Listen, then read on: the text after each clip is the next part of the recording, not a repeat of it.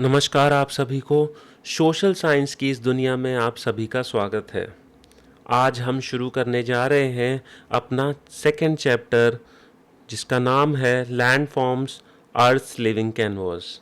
ये class ninth का second chapter है। इससे पहले हम क्लास नाइन्थ का फर्स्ट चैप्टर कंप्लीट कर चुके हैं। उसके हमने 3 वीडियो बनाए थे। एक वीडियो में हमने कुछ सैम्पल क्वेश्चंस डिस्कस करने की कोशिश की थी। तो जो भी स्टूडेंट इंटरेस्टेड हो उन वीडियोस में, वो उन्हें जाकर देख सकते हैं। तो आइए आज का टॉपिक शुरू करते हैं। तो आज हम क्या जानने की कोशिश करेंगे, इस चैप्टर में क्या है। तो यहाँ पर हम बस इस चीज़ को समझने की कोशिश करेंगे। ये जो वर्ड है, हमें इसका एनालिसिस करना है थ्रू आउट दिस चैप्टर। तो यहाँ इसका मतलब क्या है, इस वर्ड का मतलब क्या है? Land forms. इसको जैसा कि ये दिख ही रहा है, ये दो चीज़ों से मिल के बना हुआ है। पहला है लैंड और दूसरा है फॉर्म्स। अगर इन दोनों को मिला देते हैं तो इसका मतलब होता है लैंड के अलग अलग फॉर्म्स, यानी अलग अलग स्ट्रक्चर्स। तो लैंड के अलग अलग स्ट्रक्चर्स हैं क्यों? एक जैसा क्यों नहीं है हमारा अर्थ? कहीं पहाड़ क्यों हैं, कहीं प्लेट्यूज क्यों हैं, कहीं प्लेन्स क्यों हैं? तो इसका सीधा सा हमारा आंसर है क्योंकि कई जो फोर्सेस एक्ट कर रही हैं उनकी एप्लीकेशन हर जगह एक जैसी नहीं है। हो सकता है कि कहीं पे रिवर ज़्यादा एक्टिव है, यानी वाटर का रिवर के फॉर्म में जो एक्शन है वो ज़्यादा एक्टिव है, जैसे कि हमारे गंगा प्लेन्स हैं। कहीं पर वॉल्केनिक एक्टिविटीज़ ज़्यादा एक्टिव रही हैं, जैसे कि हम डेक्कन प्लेट्यूज़ की बात करें तो वो सारे के सारे किससे बने हुए हैं? हमारे वॉल्केनिक इरप्शन से बने हुए हैं। तो वहाँ पर एक अलग फोर्स काम कर रही है। हमारे जो पहाड़ हैं, माउंटेन्स हैं, वहाँ पे एक अलग तरीके की फोर्स ने उसको बनाया है। तो हर जगह कुछ अलग फोर्स काम कर रही है, इसीलिए हमारे अलग अलग स्ट्रक्चर्स हैं, अलग अलग फॉर्म्स हैं। अब अगर हम इनको फॉर्म्स को देखने की कोशिश करें तो एक हम नॉर्मली हम इनको क्या कह सकते हैं, ये दो जगह से काम करते हैं। अगर मैं ये लाइन ड्रॉ कर दूं तो ये आप क्रस्ट मान लीजिए इस लाइन को, और इसके ऊपर क्या हो जाएगा? जो ऊपर पोर्शन है, यानी जहां हम रह रहे हैं वो ऊपर वाला पोर्शन हो गया, और धरती के नीचे वाला पोर्शन ये हो गया। अब धरती के ऊपर जो चीज़ें काम कर रही हैं उनमें जो सबसे इम्पॉर्टेंट है, एक्चुअली दो ही एजेंट हैं, बट उसमें टेम्परेचर भी मिक्स हो जाता है और उसके साथ मिलके ये दो ही एजेंट अलग अलग चीज़ों को करते रहते हैं। तो सब यहाँ पे दो एजेंट कौन से हैं? एक तो आपका वाटर है, एक आपका विंड है। यही अलग अलग रूप में आ जाते हैं। जैसे कि अब मान लीजिए हमने रिवर का एग्जाम्पल तो देख ही लिया, नॉर्दर्न प्लेन्स में यहाँ पर जो सारा का सारा स्ट्रक्चर बनाया हुआ है, ये किसका बनाया हुआ है? ये सारा रिवर सिस्टम का बनाया हुआ है। और अगर आप पहाड़ों पे चले जाएं तो वहाँ क्या चीज़ एक्टिव है ज़्यादा? वहाँ ग्लेशियर्स एक्टिव हैं। ग्लेशियर्स क्या हैं? वो भी वाटर ही हैं, बस वो पानी जो है वो जम गया है, और पानी जमने की वजह से उसका जो फ्लो है, उसका जो स्ट्रक्चर है, उसका जो चीज़ों को ले जाने की क्षमता है, या उसके डिपोजिशनल इरोजनल जो कैपेसिटी है वो चेंज हो चुकी है। इसीलिए वो अलग तरीके के लैंडफॉर्म्स को बना रहा है, और रिवर की अलग तरीके की कैपेसिटी है, वो अलग तरीके के लैंडफॉर्म्स बना रही है। तो जो ये वेरिएशन है ये बस इसी वजह से है। अगर धरती के नीचे की बात करें तो वहाँ पे एक ही इम्पॉर्टेंट एजेंट है, और वो है आपका प्लेट टेक्टोनिक। तो प्लेट टेक्टोनिक की वजह से ही जो धरती के अंदर से जो भी चीज़ें होती हैं, जो लैंडफॉर्म को शेप करती हैं, वो प्लेट टेक्टोनिक की वजह से ही होती हैं। और ऊपर हमने ऑलरेडी बता दिया, वाटर और विंड की वजह से ही होती हैं। टेम्परेचर इसमें एक कैटलिस्ट की तरह काम करता है, या फिर इनको अलग अलग शेप देता रहता है। जैसे कि मैंने आपको अभी बताया था, ग्लेशियर और रिवर में डिफरेंस क्या है भाई? टेम्परेचर का है, उसी वजह से क्या हो गया है, पानी जो है वो सॉलिड हो गया है, और वो एक अलग तरीके के लैंडफॉर्म्स को जन्म देगा। अब ये चीज़ें जब नॉर्मल काम करती हैं तो नॉर्मल स्ट्रक्चर्स को डेवलप करती हैं, मगर कभी कभी इनमें भी कुछ अजीब सा हो जाता है। कभी कभी बारिश इतनी ज़्यादा हो जाती है कि हद से ज़्यादा पानी आ जाता है, कभी कभी बारिश होती ही नहीं है जिससे पानी आता ही नहीं है। इस बार आप लोगों ने देखा होगा, कल ही इंडियन मेट्रोलॉजिकल डिपार्टमेंट ने एक मेटीरोलॉजिकल डिपार्टमेंट ने एक कॉशन दिया है, या मान लीजिए एक चेतावनी दी है कि इस साल मॉनसून बिलो नॉर्मल रहेंगे, यानी इस साल बारिश कम होने वाली है। तो ये दिखाता है कि कई बार कुछ जो ये एजेंट्स हैं, इनका जो जब रूप चेंज होता है या फिर इनका जो हद से ज़्यादा चीज़ आ जाती है, तो उस वजह से क्या होते हैं, फ्लड्स आते हैं, फेमाइंस आते हैं, आपका लैंडस्लाइड्स हो सकती है, मड फ्लो हो सकती है, स्टॉर्म्स आ सकते हैं। तो when they are normal they give shape to landforms, मगर जब ये बहुत ज़्यादा अचानक अटैक करते हैं, बहुत ज़्यादा इसकी मात्रा बढ़ जाती है, तो फिर ये क्या करते हैं, ये डिज़ास्टर्स में बदल जाते हैं। जैसे कि फ्लड क्या है, फ्लड एक डिज़ास्टर है, हर साल आता है। आपने बिहार की न्यूज़ सुनी होगी, बिहार इसलिए बोल रहा हूँ क्योंकि वो फेमस है, वहाँ पे हर साल बाढ़ आती है। और बाढ़ आने का मेन कारण क्या है, क्योंकि जो बिहार है वो फुट हिल्स ऑफ हिमालयाज़ पे है, बिल्कुल उसके नीचे है। तो अगर हिमालयाज़ पे ज़्यादा बारिश आती है तो सारा पानी बहकर बिहार में आ जाता है और वहाँ पे बाढ़ आ जाती है। तो ये बना रहता है, ये फिनोमिना वहाँ पे बना रहता है, इसीलिए मैंने वहाँ का एग्जांपल दिया। तो ये सारी चीज़ें क्या हैं, ये डिज़ास्टर हैं। नॉर्मल फंक्शनिंग से जब चीज़ें दूर हो जाती हैं और उसका एक भयानक रिजल्ट होता है या फिर loss of life and property होती है, तो हम उन्हें डिज़ास्टर्स कहते हैं। अब डिज़ास्टर्स ऐसा नहीं है कि जो ऊपर वाले एजेंट हैं, जो विंड और वाटर हैं, इसी की वजह से नहीं है। जो धरती के नीचे के एजेंट है, प्लेट टेक्टोनिक, इसकी वजह से भी डिज़ास्टर आते हैं। और वो डिज़ास्टर क्या है, आपका अर्थक्वेक। अर्थक्वेक बहुत कॉमन डिज़ास्टर है। हालांकि ये फिनोमिना आपको नॉर्दर्न प्लेन्स और हिमालयन बेल्ट के आसपास ज़्यादा देखने को मिलेगा बजाय डेक्कन के, क्योंकि डेक्कन जो है वो ज़्यादा स्टेबल रीजन है बजाय हिमालयाज़ के। वो क्यों है, क्योंकि वहाँ पे जो प्लेट टेक्टोनिक एक्टिविटी है हिमालयाज़ में, वो अभी भी एक्टिव है। आपने सुना होगा हिमालयाज़ की हाइट अभी भी बढ़ रही है। तो ये बढ़ क्यों रही है, क्योंकि प्लेट्स जो हैं, प्लेट टेक्टोनिक हम डिस्कस करेंगे। फिलहाल इतना आप समझिए कि क्रस्ट में कुछ हो रहा है, जो एक्टिवली हो रहा है, कुछ एक्टिवली हो रहा है क्रस्ट में, जिसकी वजह से हमारे हिमालयाज़ की हाइट बढ़ रही है और उसी के कारण से ज़्यादा भूकंप देखने को मिलते हैं हमारे नॉर्दर्न प्लेन्स में और हिमालयन बेल्ट में। दूसरा जो डिज़ास्टर आपको देखने को मिल सकता है वो है वॉल्केनिक इरप्शन। वॉल्केनिक इरप्शंस क्या होते हैं भाई, धरती के अंदर हमारा लावा है, जब लावा ऊपर आने की कोशिश करता है किसी ओपनिंग से, तो हम उसको वॉल्केनिक इरप्शन कहते हैं। ठीक है, तो अब हम आज समझने की पहले हम कोशिश करेंगे कि इंटीरियर ऑफ द अर्थ के अंदर चल क्या रहा है। क्योंकि अगर हमें ये पता चल गया कि अर्थ के अंदर क्या चल रहा है, तो फिर हम आसानी से बाकी चीज़ों को रिलेट कर पाएंगे। क्योंकि अगर हमें इंटीरियर ऑफ द यानी इंटरनल फोर्सेस को समझना है, तो सबसे पहले हमें इंटीरियर ऑफ द अर्थ को समझना होगा। तो ये तो हम सभी जानते हैं कि जो अर्थ है वो गोल है और इसमें कई लेयर हैं, इस तरीके से कई लेयर हैं। जैसे कि आप यहाँ भी देख सकते हैं, इन्होंने एक पीस काट के दिखाया हुआ है कि सबसे ऊपर जो है ये लिथोस्फीयर है, ये जो आप देख रहे हैं ग्रे कलर का है।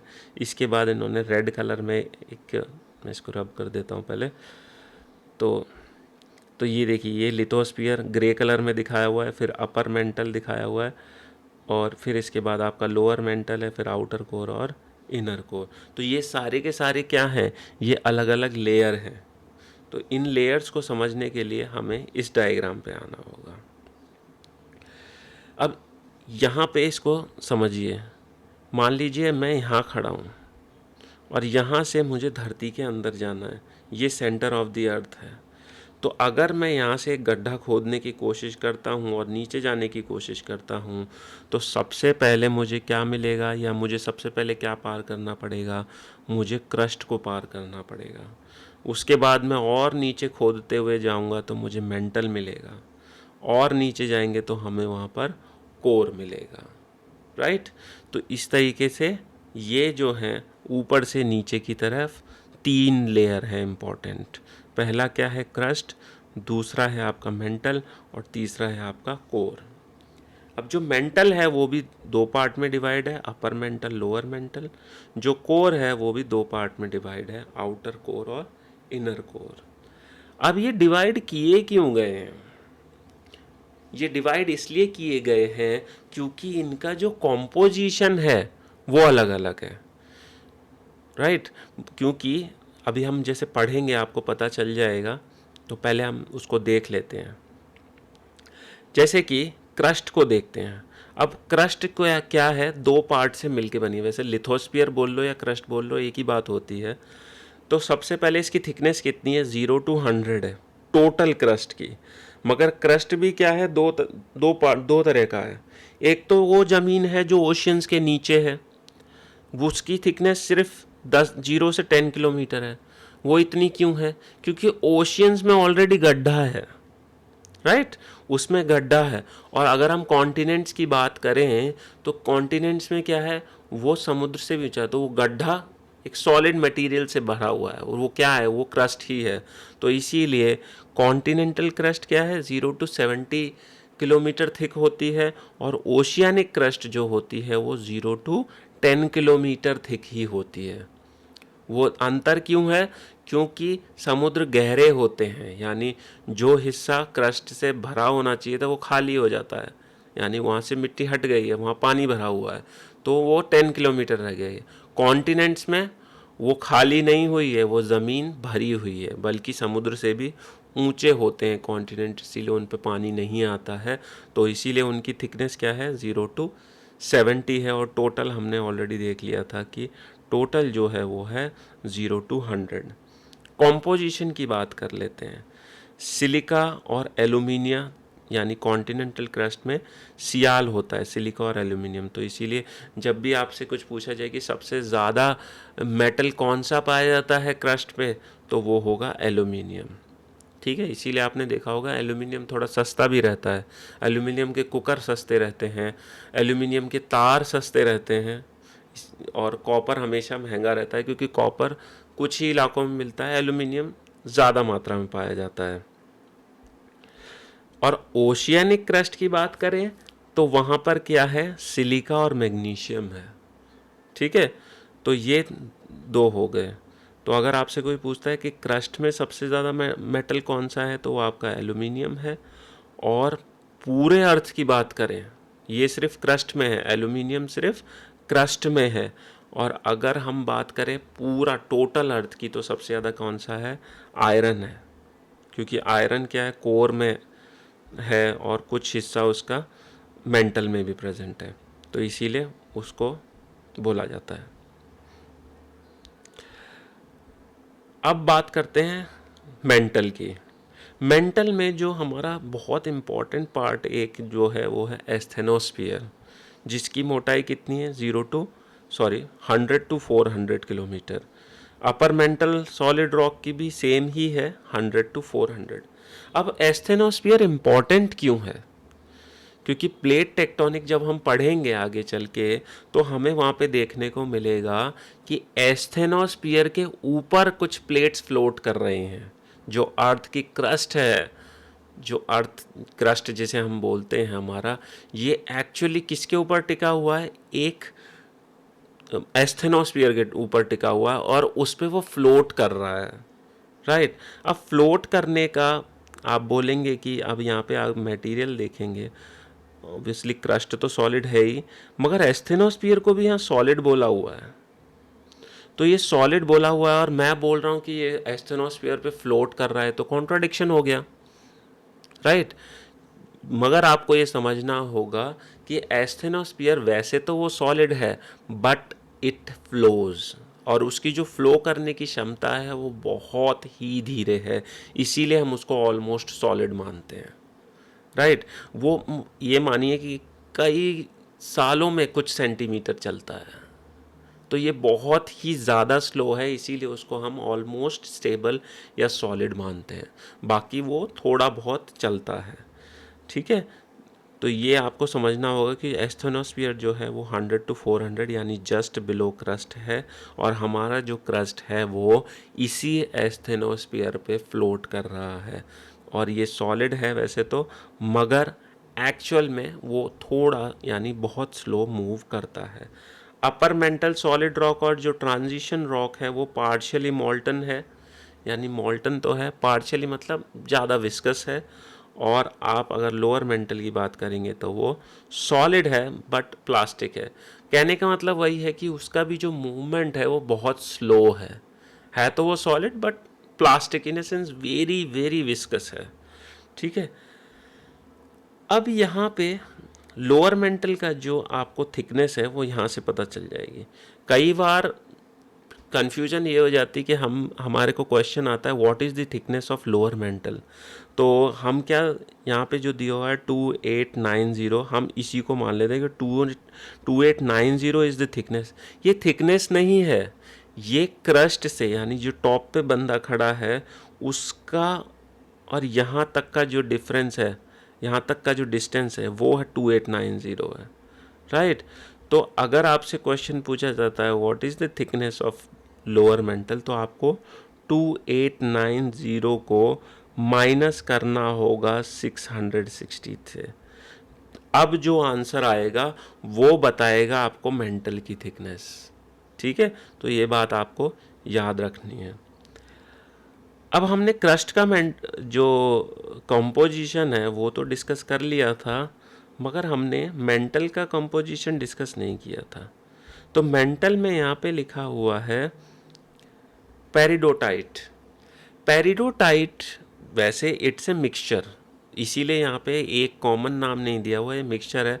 मगर यहाँ पर भी आप अगर कोई आपको कहता है कि मैक्सिमम कंपोजिशन क्या है मेंटल का, तो वो है आपका मैग्नीशियम। जो मैग्नीशियम हमें क्रस्ट के ओशियनिक क्रस्ट में मिला था वही मैग्नीशियम सबसे ज़्यादा पाया जाता है, फिर पाया जाता है आयरन, और लास्ट में हमारे पास यहाँ पे सिलिका है। तो ये तीनों चीज़ों का मिश्रण पेरिडोटाइट है। तो पेरिडोटाइट में क्या क्या आता है आपका, एक आएगा आपका मैग्नीशियम, दूसरा आ जाएगा आपका आयरन, ठीक है, और तीसरा आपका सिलिका। ये तीनों चीज़ें मिलके आपको पेरिडोटाइट बनाती हैं। इसके बाद क्या है आपका कोर आ जाता है। कोर जैसे कि मैंने कहा था आउटर कोर इनर कोर है, इसका डिस्टेंस कितना है 2890 5150, और फिर 5150 से 6371। ये आपका जो थिकनेस आप माइनस करके पता कर सकते हैं। जो ऊपर वाला जो कोर है यानी आउटर कोर है वो मॉल्टन लिक्विड है, यानी अगर आप कंपेयर करें उसे मेंटल, जैसे मैं यहाँ पे लिखा ना सॉलिड बट प्लास्टिक, तो प्लास्टिक मैंने आपको कहा था कि फ्लूइड तो है, यानी वो मूव तो करता है मगर बहुत धीरे करता है। मगर जो आउटर कोर है वो ज़्यादा फ्लूइड है, यानी वो तेज़ी से बह सकता है, मगर ऑब्वियसली वो ज़्यादा डेंस है, तो वो इसीलिए जो मेंटल है का मतलब वो मेंटल के नीचे है। इनर कोर हालांकि कॉम्पोजिशन सेम है, यहाँ पे आप देखेंगे, फिर भी यहाँ पे फिजिकल स्टेट में डिफरेंस क्यों है, वो इसलिए है क्योंकि अंदर आते आते एक्सट्रीम प्रेशर आ जाता है, यानी धरती का सारा वजन जो है वो यहीं पर है, क्योंकि ये बीचों बीच है, इसीलिए ये सॉलिड बन गया है। ठीक है ना, और कोई इसमें अलग चीज़ नहीं है। तो ये जो डिफरेंसेस हैं, तो मैंने शुरुआत में ही आपको कहा था, ये जो डिफरेंसेस हैं हमने क्रस्ट मेंटल कोर इन सब में जो बांटा हुआ है, ये जो हमने किया है, ये डिवीज़न जो है वो किया है इसकी वजह से। ये जो कॉम्पोजिशन है आप देख रहे हैं लगातार बदलता है, यहाँ पे सिलिका प्लस एंड मैग्नीशियम, फिर यहाँ पे पेरिडोटाइट है, फिर यहाँ पे NiFe यानी निकल और आयरन है, और बाकी देखिए फिजिकल स्टेट से उतना फ़र्क नहीं पड़ता है, क्योंकि देखिए सॉलिड यहाँ भी है, सॉलिड यहाँ पे भी है, थोड़ा प्लास्टिक है, मोल्टन यहाँ पे है, मोल्टन लिक्विड यहाँ पे, उससे फ़र्क नहीं। मगर जो आपके जो कॉम्पोजिशन है उसमें बहुत बड़ा यहाँ पे चेंज देखने को मिलता है, राइट। तो इसीलिए अब इसी वजह से जहाँ पे चेंजेस देखने को मिलते हैं वहाँ पे हमारी कुछ डिसकंटिन्यूटी है, यानी डिसकंटिन्यूटी क्या होती है, कुछ चीज़ डिसकंटिन्यू हो रही है, यानी कुछ चीज़ है जो रुक जा रही है। तो क्या होती है discontinuity? A discontinuity is a layer और boundary inside the earth where the material suddenly changes, material ही चेंज हो जाता है। जैसे कि हमने देखा था यहाँ पे, आप देख सकते हैं मटेरियल चेंज हो रहा है ना, पहले सिलिकॉन मैग्नीशियम आया, फिर पेरिडोटाइट आ गया, फिर या फिर, तो यहाँ पे क्या है, मटेरियल का चेंज देखने को मिलता है, या फिर आपका उसका जो मटेरियल का बिहेवियर है, उसकी जो फिजिकल प्रॉपर्टीज़ है उसमें चेंज देखने को मिलता है। और इसीलिए हमारे पास 3 इम्पॉर्टेंट डिसकंटिन्यूटी हैं। पहला है मोहरोविक डिसकंटिन्यूटी, जिसे मोहो डिसकंटिन्यूटी भी कहते हैं, boundary between the crust and the mental, क्योंकि क्रस्ट एंड मेंटल के बीच में भी आप देखेंगे तो डिफरेंस है ना, हालांकि दोनों सॉलिड सॉलिड से ही शुरू होते हैं। यहाँ पे आप देख सकते हैं ये भी सॉलिड है, ये भी सॉलिड है, मगर यहाँ पे जो कॉम्पोजिशन है इसमें बहुत बड़ा डिफरेंस देखने को मिलता है, ठीक है ना। Before this rocks are light, mostly made up of silica and are less dense, but after this rocks are heavy, made up of magnesium. तो जो रॉक मेंटल से ऊपर हैं वो क्या है, वो लाइट हैं, मगर जो उसके नीचे के रॉक हैं वो हैवी हैं, वो मैग्नीशियम के बने हुए हैं। ऐसी ही एक डिसकंटिन्यूटी हमें देखने को मिलती है ग्यूटेनबर्ग डिसकंटिन्यूटी, यानी boundary between mental and outer core. जो मेंटल और आउटर कोर है, यानी ये वाला पार्ट जो है, ये जो लाइन में बना रहा हूँ, तो lower mantle and outer core, ठीक है, इन दोनों के बीच में। और Lehmann's discontinuity, boundary between the outer core and inner core. जो आउटर कोर और इनर कोर, ये वाली हिस्से की जो डिसकंटिन्यू है, ये है आपकी लेहमैन्स डिसकंटिन्यूटी, ठीक है। तो 3 डिसकंटिन्यूटी हैं हमारी, मैं इसको रब कर देता हूँ ताकि आप अच्छे से पढ़ पाएँ। तो 3 डिसकंटिन्यू हमारी, Mohorovicic discontinuity, Gutenberg discontinuity and Lehmann discontinuity, ठीक है। तो आपको ये थोड़ा सा देखिए, कुछ चीज़ें तो याद रखनी पड़ती है, तो आपको ये याद होना चाहिए। अब एक क्विक फैक्ट और देख लेते हैं हम, जो मेंटल है। अब आप देखिए, अर्थ गोल है, मैं आपको यहाँ पे कुछ बना के दिखा देता हूँ। अर्थ गोल है इस तरीके से, ये अर्थ है। अब ये वाला हिस्सा जो है आपका, ये कम वॉल्यूम लेगा, और ये वाला हिस्सा, इसको मैं दूसरे कलर से ड्रॉ कर देता हूँ, जो सॉरी, देखिए मैं एक बार और ड्रॉ कर देता हूँ। मान लीजिए अर्थ है, इसमें भी हमारे 2 पार्ट हैं। अब ये जो रेड और ब्लू के बीच में ये जो रीजन है, ये वाला रीजन, ये वाला जो रीजन है ये ज़्यादा वॉल्यूम लेगा, और जो बीच वाला हिस्सा है कम वॉल्यूम लेगा, राइट। तो इसीलिए हम यहाँ पे देखते हैं कि जो वॉल्यूम मेंटल है उसकी volume 84% of the earth crust है। Very important fact, 84% of earth total volume. This makes it by far the largest and thickest layer by volume. और मास और वेट की बात करें तो भी it accounts for about 67% of the earth total mass. तो ये 2 बातें आपको याद रखनी है, राइट। तो पहला क्या है, बाय अगर वॉल्यूम भी देखें तो बाय वॉल्यूम भी ये 84% होता है, यहाँ पे दिया हुआ है, और बाय मास इट इज़ 67%, रफली 2/3 जो मास है वो मेंटल का ही है, और 84% बाय वॉल्यूम है, ठीक है ना। और अगर हम कोर की बात करें तो हालांकि देखिए यहाँ पे डिफरेंस आपको समझना होगा कि ये कितना डेंस है। कोर जो है ये 15 to 16% वॉल्यूम रखता है, मगर इसका वेट देखिए 32% to 33%, यानी इसका डबल हो रहा है। जबकि आप वॉल्यूम वहाँ 84 था और ये घट के 67 हो रहा था, और यहाँ पे वॉल्यूम कम है मगर उसका वेट ज़्यादा है। तो इसका मतलब क्या है, जो कोर है वहाँ पे इतना ज़्यादा हैवी मटेरियल है कि आप देख सकते हैं कि जो मास है वो 32 to 33% हो रहा है, और जो उसका वॉल्यूम है वो 15 to 16% ही है। तो ये जो था, ये हमारा पूरा का पूरा अर्थ का जो स्ट्रक्चर था वो आज हमने देख लिया। इंटीरियर ऑफ द अर्थ, अर्थ कैसा दिखता है, कॉम्पोजिशन क्या है, एस्थेनोस्फीयर क्या है। खासकर आपको एस्थेनोस्फीयर याद रखना है, क्योंकि ये आपको बाद में जब प्लेट टेक्टोनिक डिस्कस होगा वहाँ पे ये बहुत कंफ्यूज कर सकती है ये चीज़। तो आपको इसको याद रखना है, राइट, कि एस्थेनोस्फीयर की लोकेशन क्या है। It is located just below lithosphere, या फिर क्रस्ट के बिल्कुल नीचे है। सॉलिड है हालांकि, बट इट कैन मूव, बहुत स्लो मूव करता है, राइट।